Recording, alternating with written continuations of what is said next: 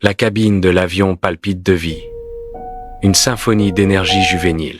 De jeunes hommes, une équipe de rugby, remplissent l'espace de rires éclatants et de blagues bruyantes. L'atmosphère est contagieuse, pétillante d'une joyeuse anticipation et d'esprit insouciant. Leurs visages rayonnent d'une excitation débordante pour le match imminent, un espoir fervent dans leurs yeux. La lumière du soleil traverse les petites fenêtres, peignant des traînées d'or sur leurs visages, impatients. Chaque rayon illumine leurs rêves, une promesse radieuse de victoire dans l'air. Soudain, l'avion est violemment secoué, un hurlement métallique perçant l'air glacial au-dessus des Andes. Des cris de pure panique éclatent, faisant écho au râle de l'avion sur fond de sommet enneigé. L'avion se désintègre dans un rugissement assourdissant, le métal se déchirant en plein vol. Un maelstrom de débris se disperse violemment, scintillant comme des rêves brisés dans l'air glacial et impitoyable.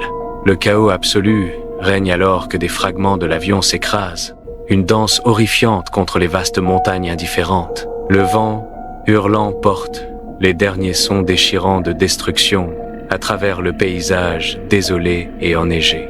Le fuselage brisé de l'avion se dresse austère sur un paysage immaculé de neige et de glace, tel un monument au désastre. Blessés et sous le choc, quelques survivants émergent de l'épave brisée, leurs visages marqués par l'incrédulité. Le silence assourdissant après l'accident n'est brisé que par de faibles gémissements et le vent glacial et mordant. Leurs yeux, écarquillés par la terreur, scrutent l'étendue désolée et gelée, saisissant la réalité brutale de leur situation. L'immense nature sauvage et impitoyable les entoure, un témoignage effrayant de leur isolement soudain et terrifiant. À l'intérieur du fuselage éventré, une poignée de survivants se serrent les uns contre les autres, leur souffle s'échappant dans l'air glacial. Les visages marqués par la faim et le désespoir. Ils partagent de maigres provisions, chaque mouvement lent et délibéré. Des couvertures de fortune sont serrées fermement, offrant une maigre protection contre le froid mordant qui imprègne les débris. L'obscurité s'installe, momentanément brisée par la lueur vacillante et désespérée des bougies et des briquets. Un petit groupe de survivants affronte le froid brutal de la montagne, leur souffle se cristallisant dans l'air glacial. Ils gravissent des pentes traîtresses et enneigées, chaque pas témoignant de leur volonté inébranlable face à l'épuisement et au mal des montagnes. Le paysage a coupé le souffle, magnifique mais incroyablement hostile, s'étend devant eux, un défi silencieux à leur endurance. Poussés par un espoir désespéré d'aide, ils avancent, chacun de leurs pas douloureux traçant un chemin dans la neige profonde. Malgré le vent hurlant, leur détermination reste inébranlable, une flamme ardente au cœur de la nature sauvage et glacée. Dans le fuselage, un survivant, le visage marqué d'un espoir désespéré, tâtonne avec la radio, essayant de capter un signal. De longues minutes s'écoulent, remplies du sifflement incessant de l'électricité statique et des efforts inébranlables et déterminés du survivant. Soudain, une voix grésille à la radio, annonçant une nouvelle dévastatrice. Les recherches ont été annulées. Le silence tombe, lourd et épais de désespoir, tandis que les survivants échangent des regards brisés, leur dernier espoir éteint. À l'intérieur du fuselage, l'air est lourd des visages sombres des survivants, marqués par les ravages de la faim et du froid. Des voix faibles débattent d'une décision impensable, un pari désespéré pour la survie, leurs mots à peine des murmures dans l'air tendu. Une profonde angoisse irradie de leurs yeux, un témoignage silencieux de l'insurmontable épreuve morale à laquelle ils sont confrontés.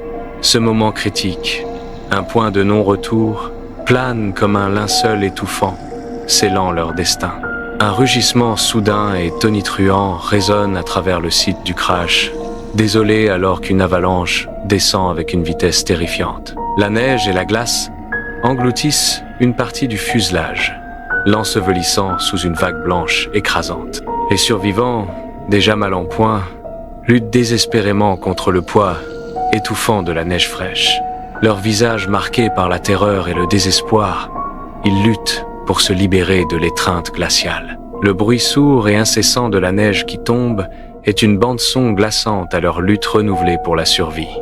Ce nouveau coup brutal met à l'épreuve leur volonté de vivre, les poussant au bord du désespoir le plus total. Contre le vaste paysage montagneux impitoyable, Nando Parrado et Roberto Canessa avancent péniblement, deux silhouettes gravées dans le désespoir. Leurs mouvements sont d'une lenteur exaspérante. Chaque pas un effort monumental dans l'air fin et mordant qui les griffe.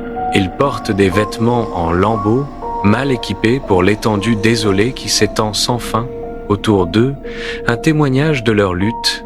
L'ampleur des montagnes les éclipse, soulignant leur profond isolement dans ce monde gelé et silencieux.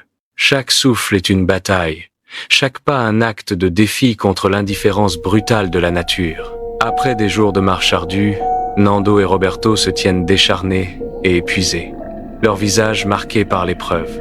Soudain, une vallée verdoyante se déploie sous eux, un contraste saisissant avec leur voyage désolé.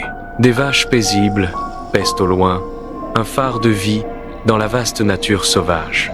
Les larmes coulent sur leurs joues, un torrent d'émotions brutes, alors que la scène les submerge. L'espoir, puissant et inattendu, se rallume dans leurs yeux, transformant leur désespoir en une lumière fragile et ardente.